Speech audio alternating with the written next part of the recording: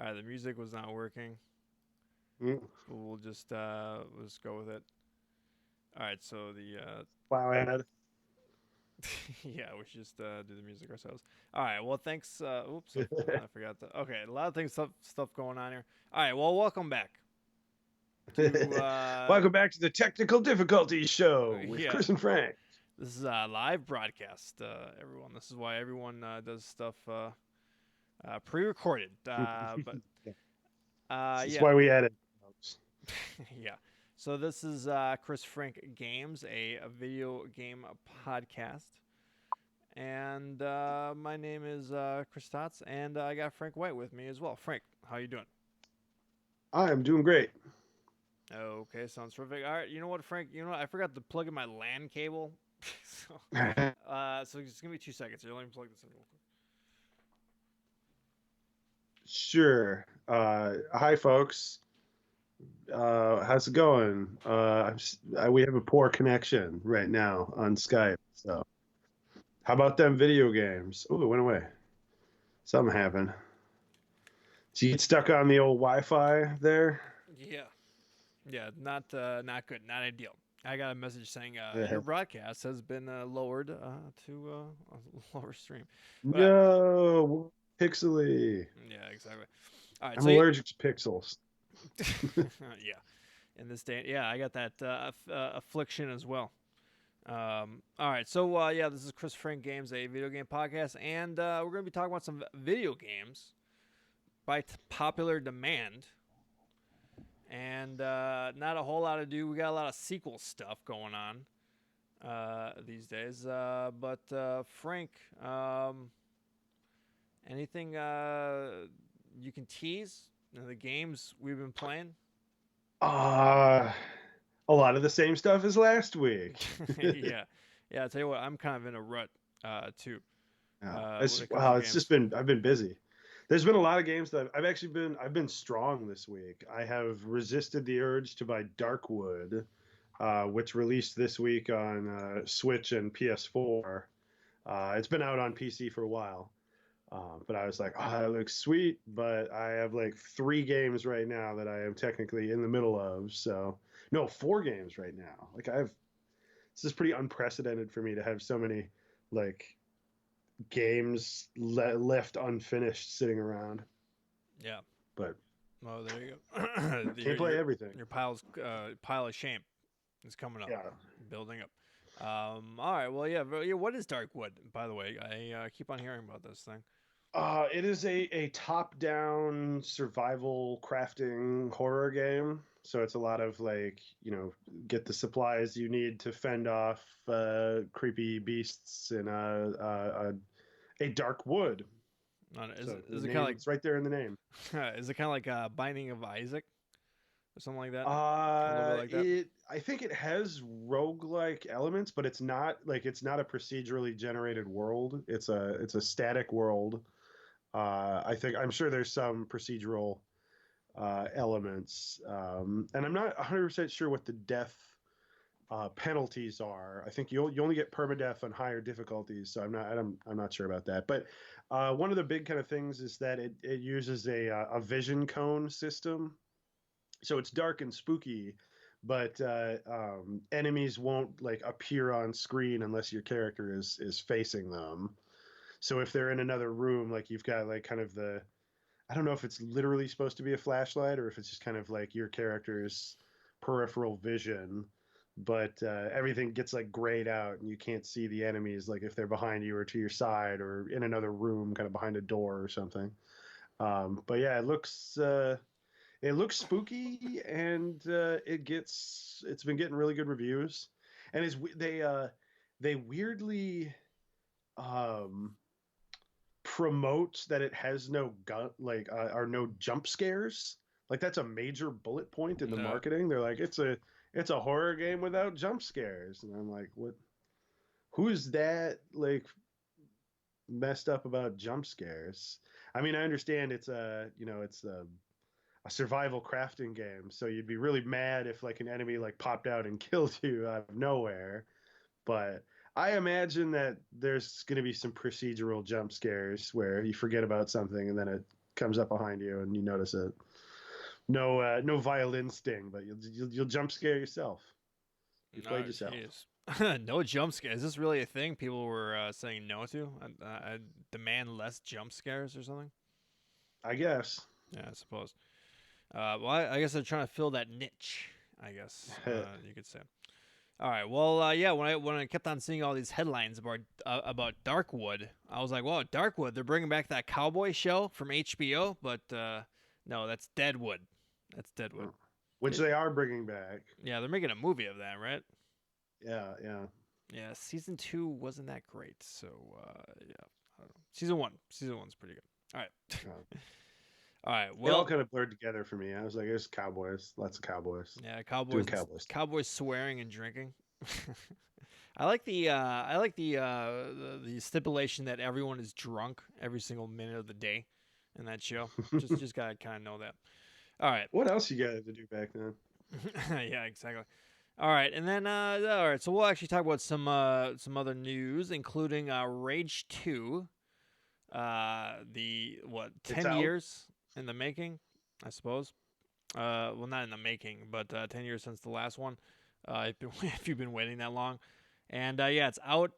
Made by Avalanche, who made Mad Max and the Just Cause games, and it seems like one of those open world Doom games.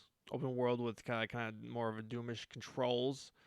I don't know. I mean, I think we're kind of in this open world fatigue. I think this kind of got. I mean, IGN gave it an 8, but kind of for the most part, people are like, well, I mean, it's competent, it's good, Yeah. but I've heard what's your take? very mixed things, except for that no one has seems to have any problems with like the just straight up combat. Like, guns feel good. The AI is fun. Killing an enemy is good. Like everything's well balanced.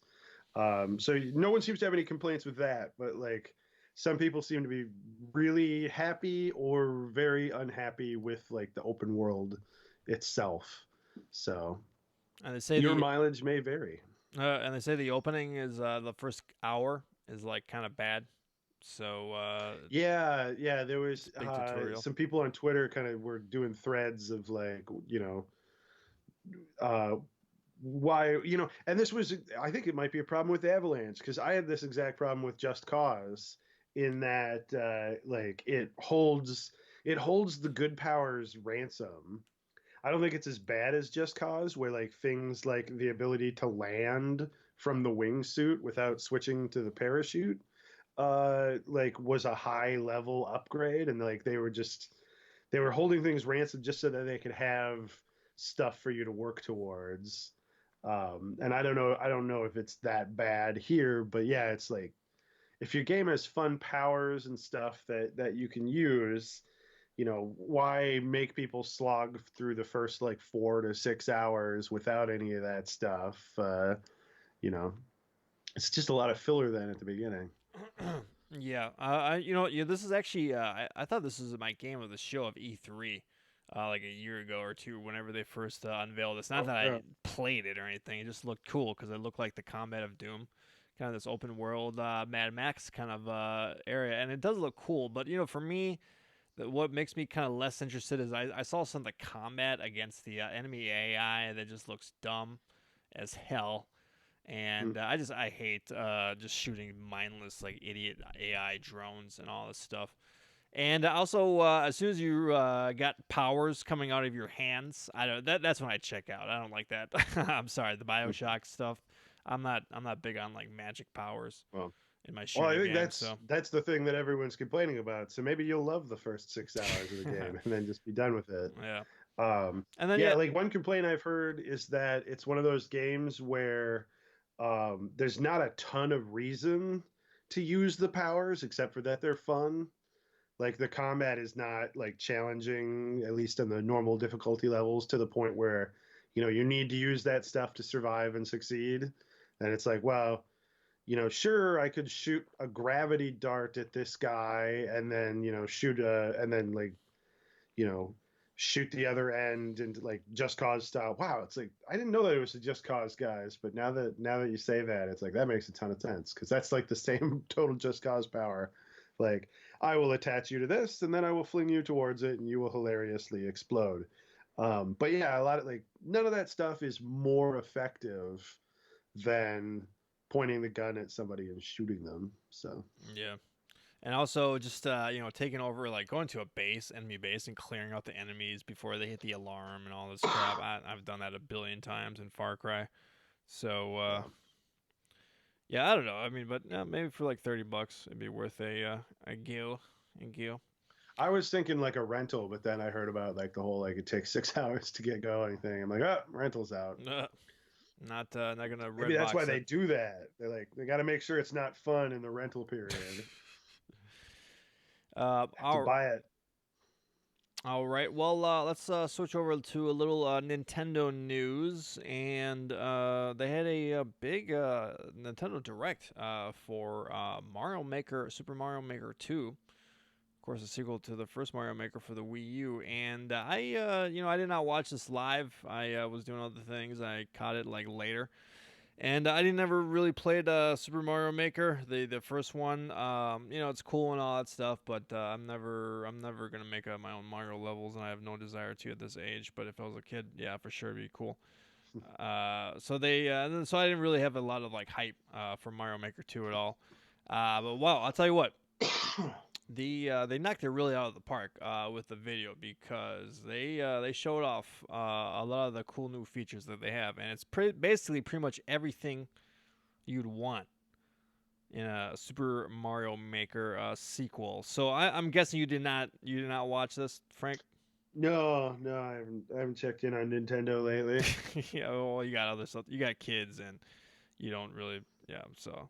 All right, so I'll just go through the highlights really quick. The cool features that I thought was pretty awesome. Slopes. There's gonna be slopes, Frank. The original Mario Maker didn't have slopes. All right, Sweet. that's kind of a joke. I mean, it is cool that's gonna happen, but like, yeah, who cares? All right. There's gonna be a story mode. So basically, it's gonna give this kind of this story around just playing like basically you have to build princess's castle or something like that, and it just dishes up a bunch of levels for you to play, and you get coins from them or something like that, and it's kind of tied together with some sort of like story. So it kind of gives you a purpose to play all these, and I guess it kind of shows you like how to use stuff, and all that stuff. Use the different pieces to the Mario Maker. They got a two-player mode where you're literally building a stage with the person next to you with one of the Joy Mm. Cons. So that's pretty cool. So an adult could No, play. I think it needs to go here. No, here. There's gonna be network play, so you can actually play four-player Mario on some of these courses. And Do you all have to share the screen or like in that friendship destroying mode? well, there's yeah, so you could like bounce off each other and all this stuff. And a thing is that they're going to be able to design levels where you basically have to sacrifice one of your teammates to like use them to like jump through a spiky wall or something like that. You're So Yoshi now. yeah, exactly. And yeah, and then you don't have to be sitting next to someone. So I think this is the first Mario 2D game where you can actually play like four players. So that's actually now that I think about that right now, that's actually pretty cool. Was Um, there was that Wii U one that you could do right. 4 player. Right, but this is like I think that network. was Wii U. But this is like people in different like houses, like with their switches and all that stuff.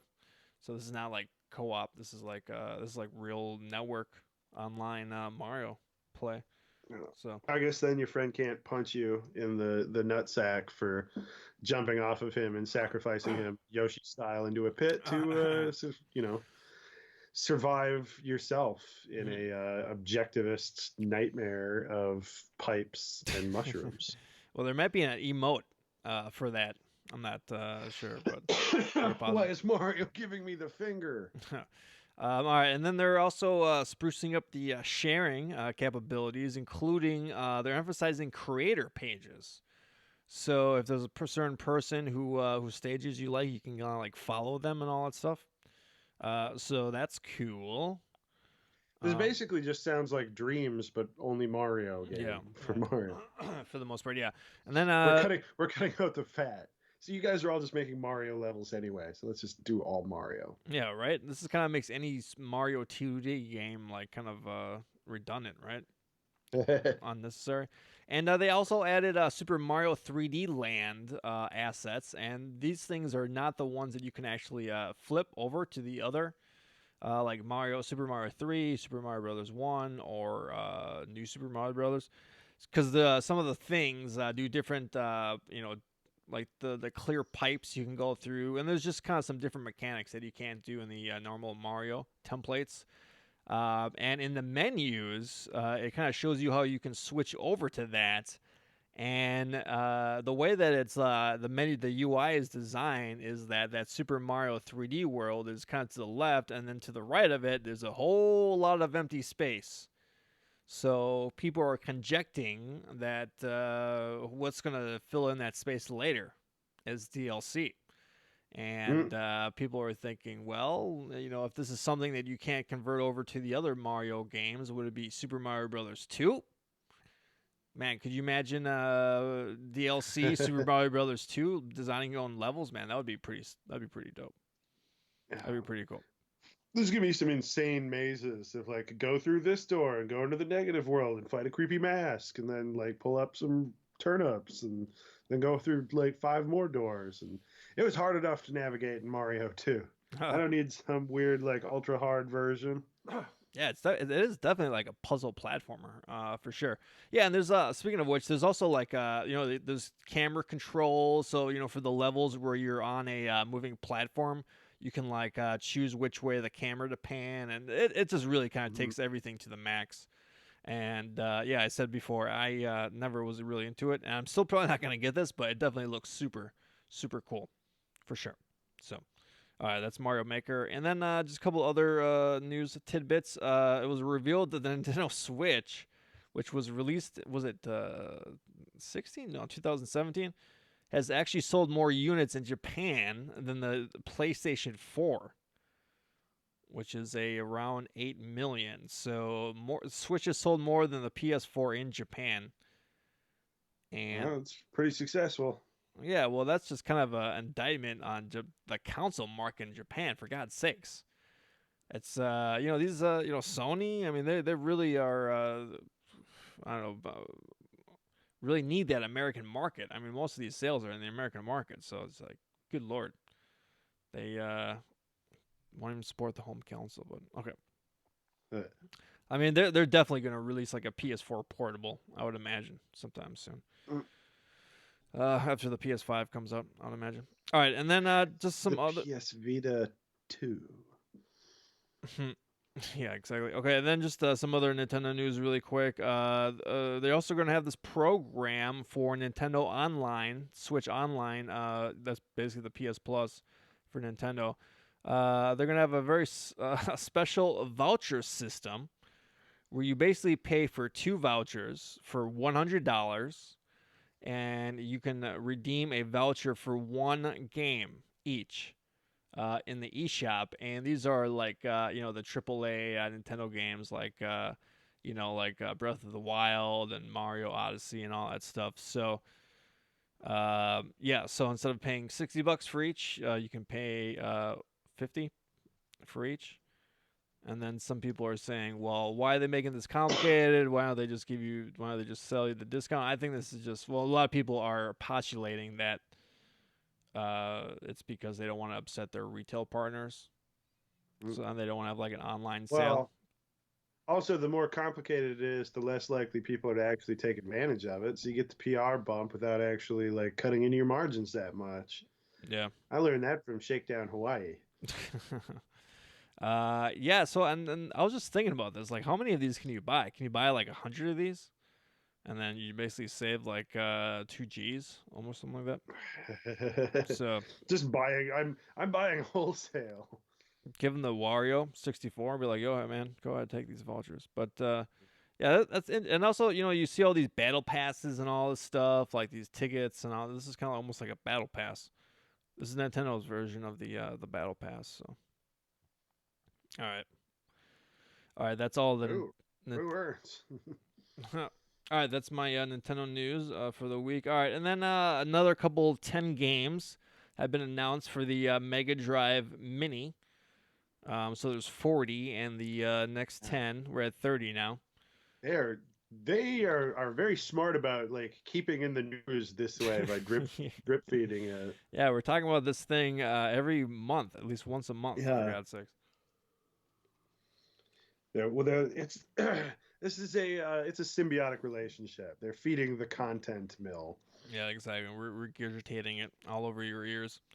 So, all right. So here are the titles, and they only showed the names of the titles. They didn't really show the boxes. So I don't really know a lot of these games by the names. But if I saw the boxes, I'd probably recognize them. So shame on you, Sega, for doing this. All right. So Mega Man: The Wily Wars.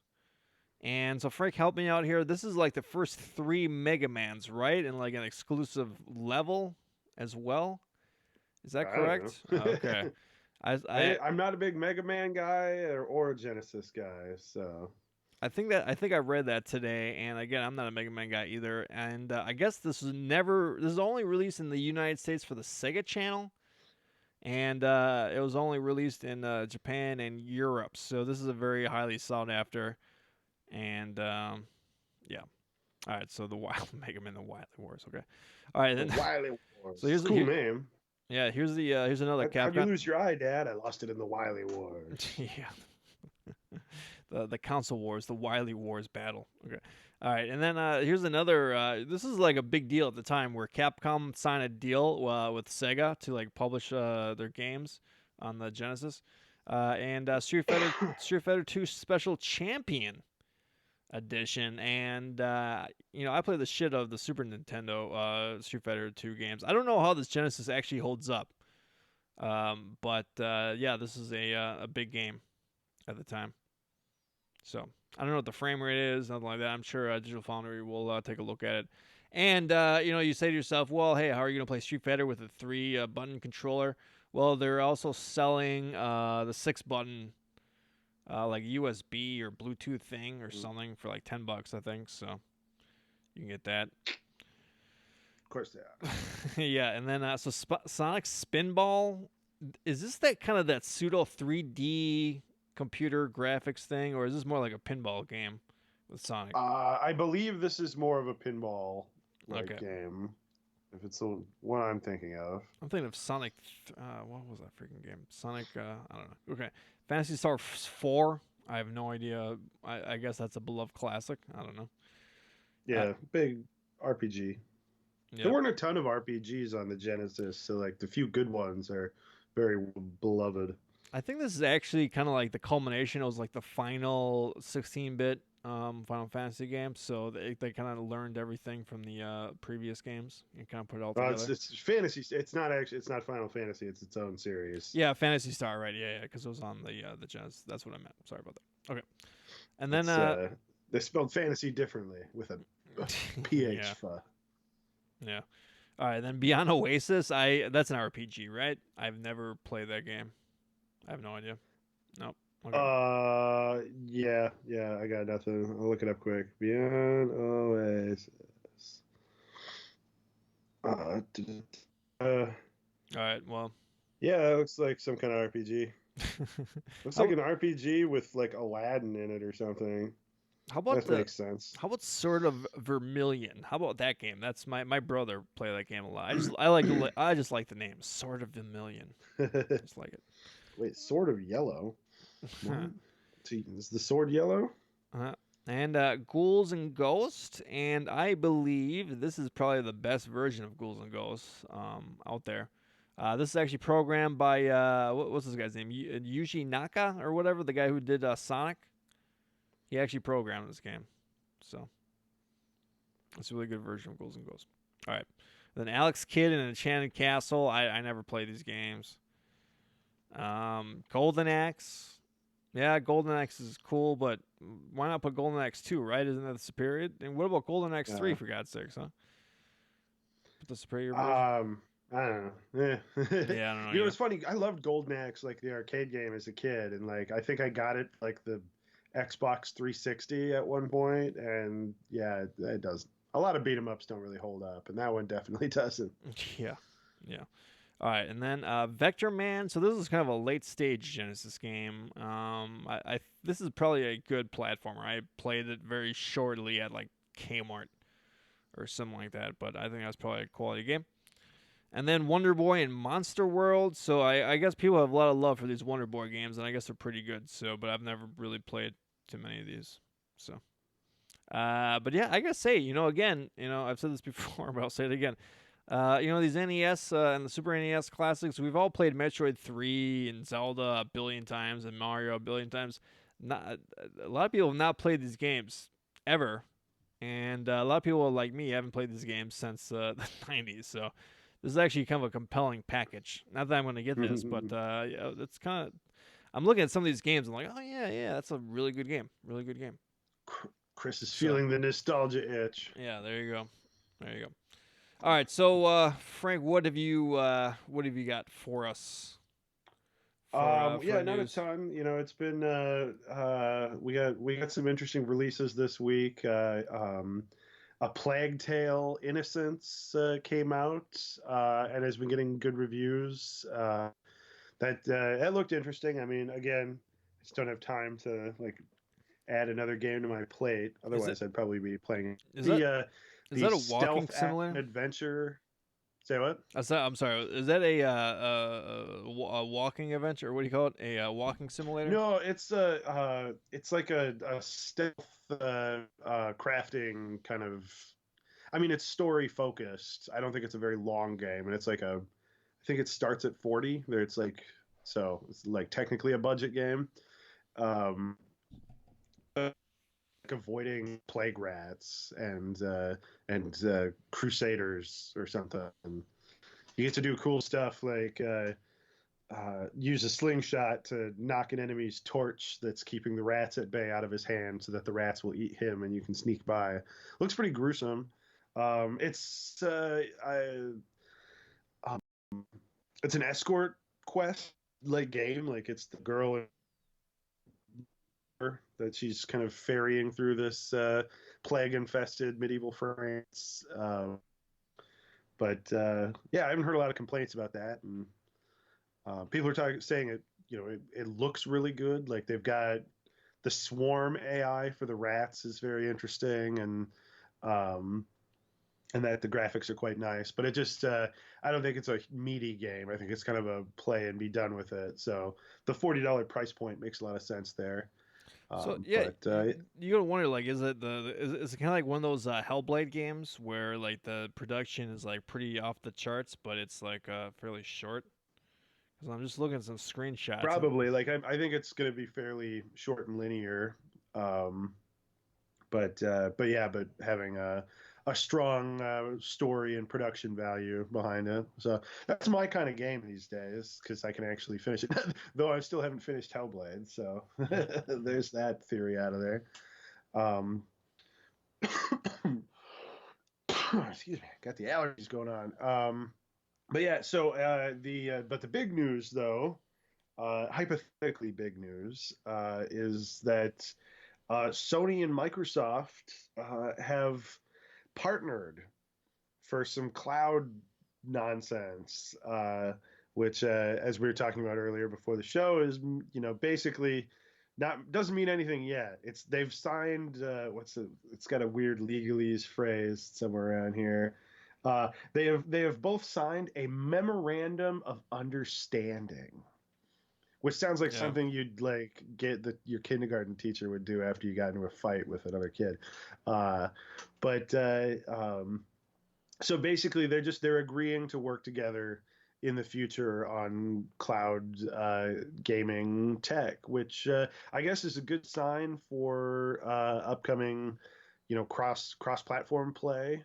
Because we all know that Sony is always like that's something that's not even hard to do. They accidentally did it once, and it's just Sony being a stick in the mud about it. So I'd say that's the big news here is that Sony is finally like you know creeping over the fence to be like, okay, maybe we'll do this. So I don't know. Maybe they've got grander plans that they're not talking about yet, but clearly this is going to have some kind of uh, cross play or cross buy or who knows, something going on.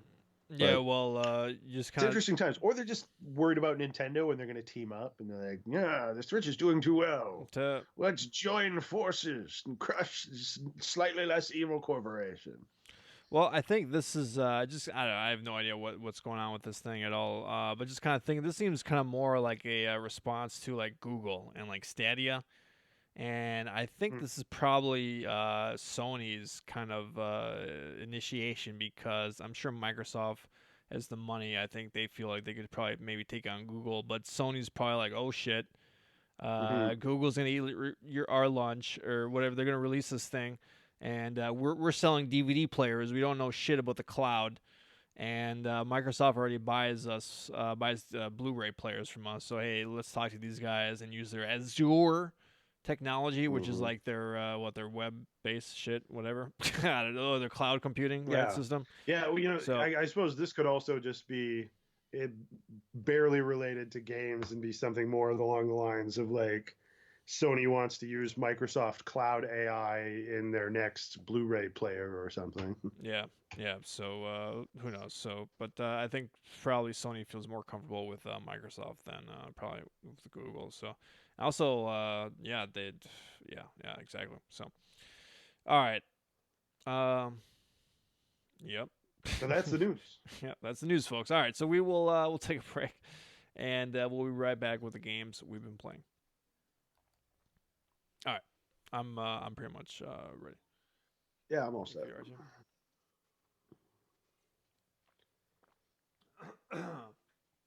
All right, okay, we're back. Thanks for sticking with us, and I'll just go really quick. I haven't really played too much other than I'm just playing a bunch of these shooters, like PUBG and Battlefield 5. Just really quick, Battlefield 5 release. They do these weekly updates where they kind of release these new game modes and all this stuff.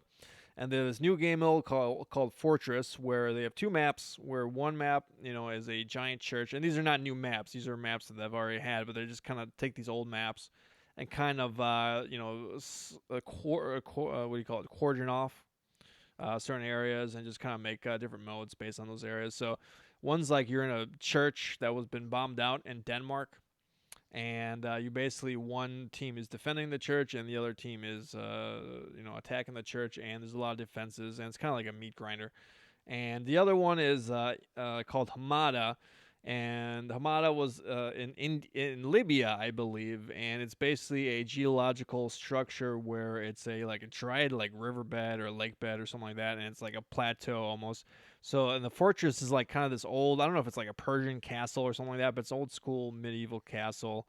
And one team is defending it, and the other team is like rushing up it, and it's pretty crazy, and but it actually feels like pretty cool because you're against all these low odds trying to attack this Mm. position. You kind of like realize like how difficult it would have been to just like attack like a fortress like at casino or something like that. You know what I mean? And yeah, so these weekly updates that they do, these games of service things. I mean, they're not really doing too much things, but it just keeps you coming back to playing it. So, all right, so that's pretty much all I got going. So, all right, Frank, what have you got? What have you got for us this week? I have still been playing Shakedown Hawaii and Earth Defense Force 5. Which now that I say that out loud, those just really sound like made up video games from a sitcom. But no, I assure you they're very much real. Um, but yeah, and they're both kind of pick up and play games. So you don't feel like you always feel like you're accomplishing something, but like the curve, the pacing curve of what you're doing doesn't really change that much. Like Earth Defense Force is taking a while because I've been playing it on hard whenever the level will allow me, and then I switched my character to the wing diver, which is the jetpack lady. Redid a bunch of stuff to like grind up gear for her. Though I kind of hit a wall with some airborne enemies that just are absolutely pains in the butt in on the hard difficulty level. So we'll see how that goes. Gets a little awkward when my wife walks by and sees me playing this game though, because of course, being a video game, like the armor for the wing diver is like they have like an armor plated, a future armor plated skirt and like just like some panties and like their legs are like their leg armor is like held up with like garter straps. So, and you're just staring at their butts the whole time, and they're always like, and especially if you have a squadron of other wing divers following you, because apparently Earth Defense Force is a very, very sexist organization, and women are allowed to fight, but only as wing divers, and only women can be wing divers, and they make very like porny like moans when they take off and land, and it gets kind of obnoxious after a while when you're running around and you've got a squad of like three of them following you. Uh, and so they're just always like, uh, uh, as they kind of bounce up and down and follow you. It's really obnoxious when you're not a wing diver yourself and you're running and they're following you, but they're much faster than you. But yeah, I mean, otherwise it's just kind of continuing on. You fire rocket launchers and plasma grenades at giant insects and UFOs. Um, And then Shakedown Hawaii, also kind of just cruising along. I've gotten a little more into the property management side of the game, which is like the normal gameplay is fun and breezy, but not particularly in depth. Like you buy properties, and there's some nice touches like uh, as you buy property, it drives the value of surrounding properties up. So like I'm trying to buy like basically a whole neighborhood of residential homes, but like by the time you've got most of the neighborhood purchased, like the last few houses have like quintupled in value because hey, somebody's buying. But once you get them all, once you corner the market in like a specific uh, type of building, then you like rake in a big bonus. And then there's also you can you as you play through the game you unlock multipliers, which are things like gift cards and like a store credit card, that kind of stuff. That basically you pay so much money to unlock the multiplier that increases the daily intake from that particular business. And then it gets kind of expensive after a while, but you can get for like a 5% boost costs you like 25 grand, but then it's like if you do that to a relatively high value business, it pays for itself pretty quick. So I imagine that's just going to kind of steamroll and pick up pick up the pace. But I appreciate the fact that like they've just kind of made the economy the progression in the game. Like because there's a lot of games you play. Your Red Dead Redemptions, you especially Rockstar games, where it's like you reach a point where money doesn't matter anymore because you've bought everything. And like all you really need money for is to like pay your way out of jail. But because this game like pretty much directly ties the narrative to uh, the economic gameplay, it's like once you're out of things to buy, well you've pretty much beaten the game. Like that's you've completed the story missions and you've bought everything. Well, you've done everything. It's done. Game over. So that's kind of an interesting aspect to it that they're so directly tied together, and it goes with a story which has continued to be amusing. Uh, it's kind of an interesting, just satirical take on all the like the bullshit that companies do. Because it's just like the main character just keeps like getting annoyed at stuff and then realizing that he can get in on the scam himself, and then you go about doing it. So uh, yeah, light, breezy. Not you're not going to get a ton of depth out of it, but it's an amusing distraction. That's what video games are, right? Come Oh, word. Yeah, that you paid $20 for it, right? on. Yeah. All right, I can see maybe getting that for like $10 on like the Switch or something like that, I think I would it'd probably be fun. Just Yeah, play that it on definitely it handheld. would this would definitely be a really good Switch game, I think. Not that I dislike, playing pixel art games on my big TV, but it feels like it would be a good fit. Yeah, for sure. And hey, they should no two player on this thing, huh? Would it be fun to be running around Uh creating havoc with a homie, with a friend? yeah, I want to like I don't know of any plans to add co-op.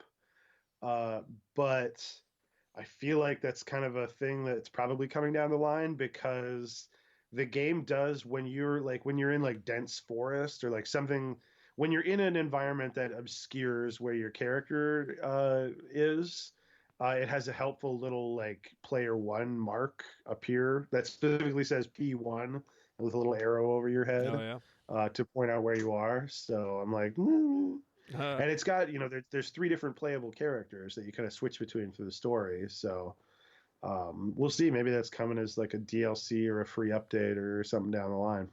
That'd be cool. That'd be cool for sure.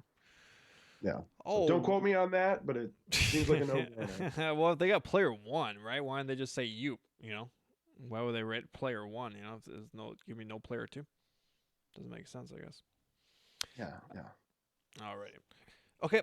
All right. So we'll end it there. We'll call it a night early. You know, we deserve a to get off early too, Yeah. folks. I Okay. mowed the yard today. I'm tired. There you My kids have colds and allergies or something. They don't sleep this week. It's also tired. Do you look at your kids and be like, man, I cannot wait until you guys are old enough to start doing chores, start pitching in around here? Yeah, yeah. little. And well, and I totally understand. One thing you learn about as you're a parent is you suddenly have a lot more sympathy for like parents that went crazy and murdered their kids. You know, like now, I mean that obviously that's a horrible thing, and it would like just thinking about it like makes me feel bad. But also like, yeah, I can see where they're coming from.